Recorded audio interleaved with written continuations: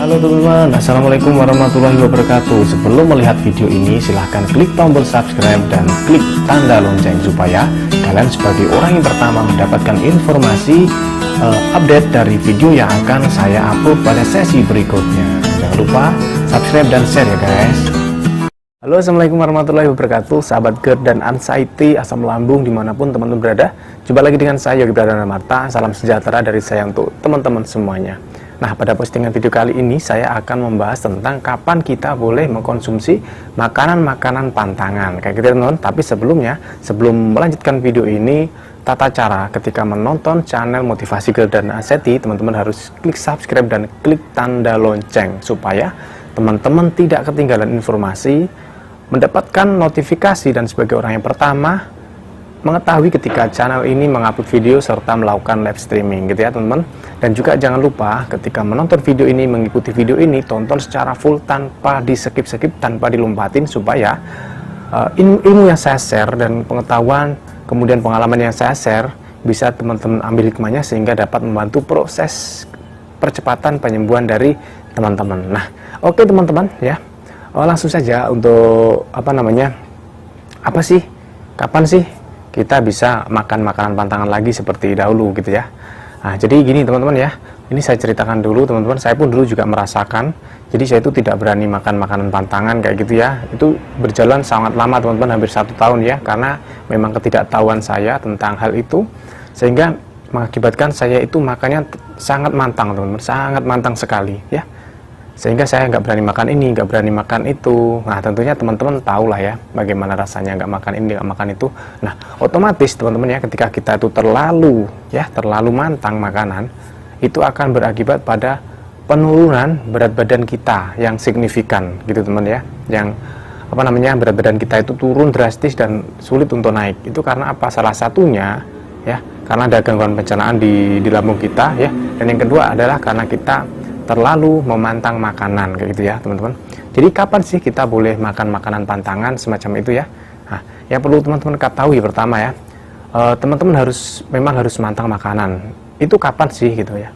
Nah, itu ketika teman-teman masih banyak sensasi ya. Seperti apa sensasinya? Sesak napas, kemudian berdebar-debar ya, kemudian sering gemeteran, kemudian asam lambungnya sering naik, perut panas, dada panas ya, perut pegal dan sebagainya. Nah, itu teman-teman wajib memantang makanan. Sampai kapan sih gitu ya? Kalau biasanya ya, orang-orang normal ataupun saya dulu, kalau saya memang hampir 1 tahun teman-teman yang memantang makan karena memang ketidaktahuan ya, kayak gitu ya. Nah, sebenarnya ya, ini ilmu dari dokter ya teman-teman. Jadi untuk penyembuhan asam lambung ya, asam lambung, GERD, anxiety itu, kalau anxiety tergantung kita sendiri ya. Tapi untuk masalah asam lambung itu biasanya paling cepat 4 bulan teman-teman, 4 bulan pengobatan. Jadi untuk teman-teman ini saya anjurkan memang dalam jangka waktu 4 bulan ya, saat pengobatan teman-teman memang harus memantang makanan ya. Jadi nggak boleh asal makan, nggak boleh asal makan ini makan itu, nggak boleh. Jadi memang harus pola makannya pun benar-benar dijaga. Jadi apa yang kita makan, apa yang kita konsumsi itu memang benar-benar harus kita perhatikan teman-teman ya. Jadi nggak boleh ngawur lah istilahnya kayak gitu. Jadi nanti teman-teman memantang makanan itu 4 bulan ya. Jadi pengobatannya itu 4 bulan, teman-teman juga harus memantang makanan.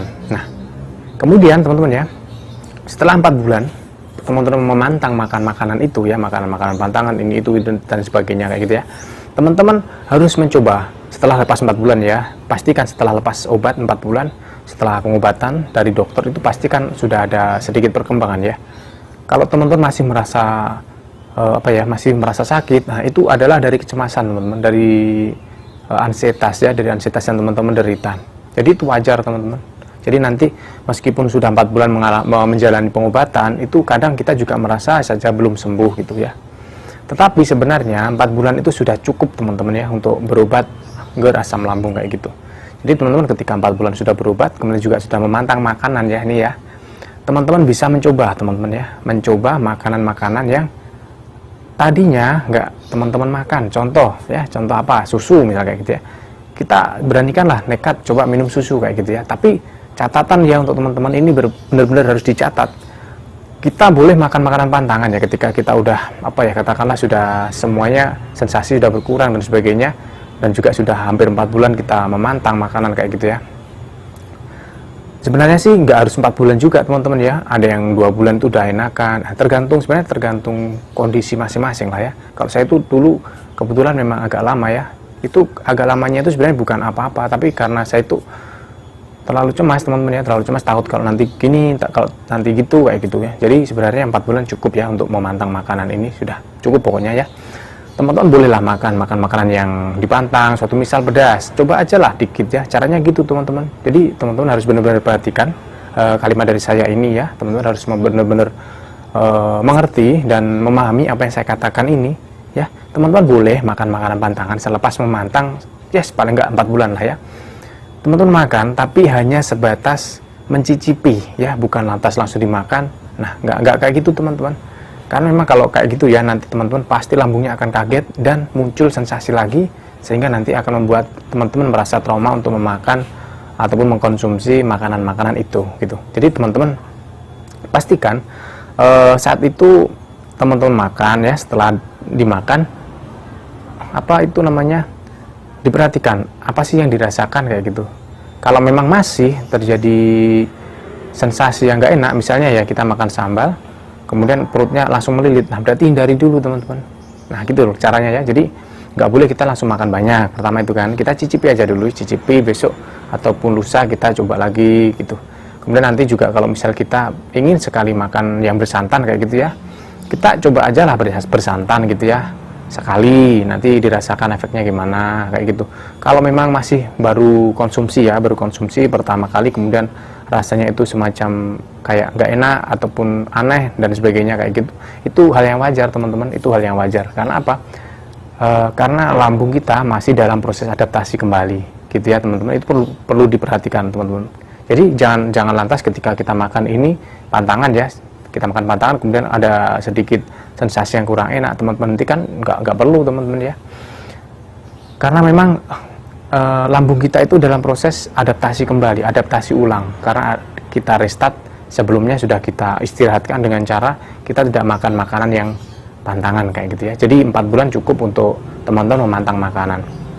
Kemudian suatu misal teman-teman ingin memakan sebuah hal-hal yang mengandung gorengan ya, mengandung gorengan itu biasanya juga akan terjadi gejala yang nggak nyaman biasanya di area tenggorokan, itu rasanya akan sedikit lebih lengket, kemudian sedikit lebih kering. Nah itu juga lumrah teman-teman, itu wajar sekali ya.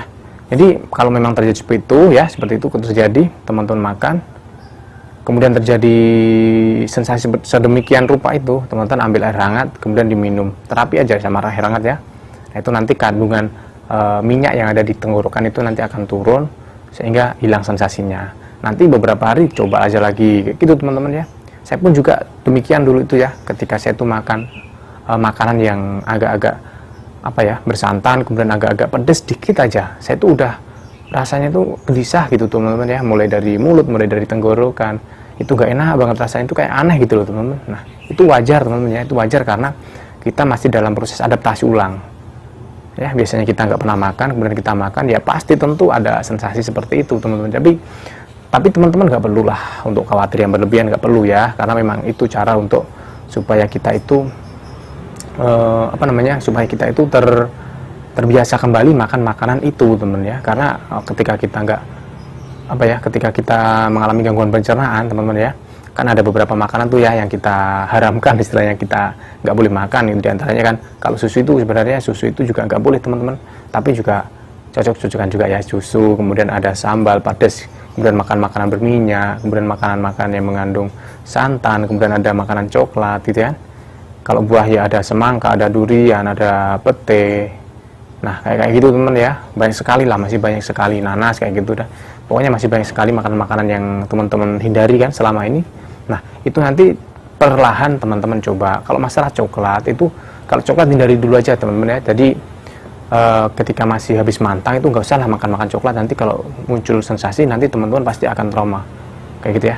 Jadi nanti mengalir aja untuk makanan-makanan yang memang berisiko tinggi seperti coklat, kemudian juga seperti kopi ya, seperti pedas yang terlalu pedas kayak gitu, itu berisiko banget teman-teman ya. Itu makanan-makanan yang berisiko, jadi teman-teman hindari. Kalau masalah hanya makanan yang bersantan itu sebenarnya nggak terlalu berisiko, susu tuh nggak terlalu berisiko gitu. Pokoknya yang sangat berisiko itu makanan yang pedas, kemudian makanan itu apa namanya, makanan coklat. Nah itu berisiko tinggi ketika teman-teman menderita GERD dan anxiety. Jadi itu hindari dulu meskipun teman-teman udah mulai udah mulai mencoba makanan-makanan pantangan gitu ya. Nah itu teman-teman ya. Jadi saya pun dulu juga seperti itu ya, awalnya seperti itu. Saya tuh nggak berani makan apa-apa. Pokoknya makan apapun biasanya selalu saya tanyakan, ini boleh nggak, ini tuh boleh nggak. Nanti saya takut kalau kambuh dan sebagainya. Ternyata ketika kita udah mulai mantang gitu kan otomatis lambung kita udah mulai enakan tuh ya. Nah makanya kita cobalah makan makanan pantangan kayak gitu teman-teman ya, tapi dengan porsi yang sedikit, hanya mencicipi. Nanti lama-kelamaan teman-teman ya, kita akan akan terbiasa lagi makan makanan itu. Kalau sekarang alhamdulillah saya sudah terbiasa lagi teman-teman makan makanan itu.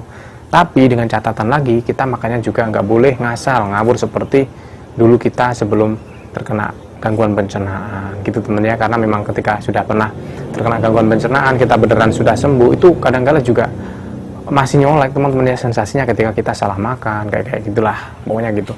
Jadi intinya itu tadi ya teman-teman, dari video kali ini ya paling nggak 4 bulan lah kita mantang makanan kayak gitu ya, dengan catatan kita juga berobat ke dokter kayak gitu ya, kita mantang makanan. Setelah itu kita coba makan makanan pantangan yang di luar makanan yang berisiko tinggi seperti coklat dan makanan yang pedas gitu ya teman-teman. Semoga video yang singkat ini dapat bermanfaat untuk teman-teman ya. Jangan lupa share juga, kemudian like, subscribe juga ya, dan tanyakan di kolom komentar jika teman-teman masih ada beberapa pertanyaan yang perlu teman-teman pahami dan perlu teman-teman tanyakan kepada saya gitu ya. Karena semua yang saya sampaikan ini berdasarkan pengalaman dari saya ketika saya menjalani ataupun saya mengobati GERD anxiety selama itu saat saya mengalami GERD anxiety itu. Oke teman-teman, saya ingatkan lagi ketika menonton video saya ya, video channel seperti ini, teman-teman tonton secara full supaya gak ada informasi yang terlewat ataupun terskip karena teman-teman men-skip ataupun melewati video-video yang saya tampilkan. Oke teman-teman, saya akhiri dulu ya, semoga bermanfaat. Saya Yogi Pradana Marta, wabillahi taufiq wal hidayah. Wassalamualaikum warahmatullahi wabarakatuh.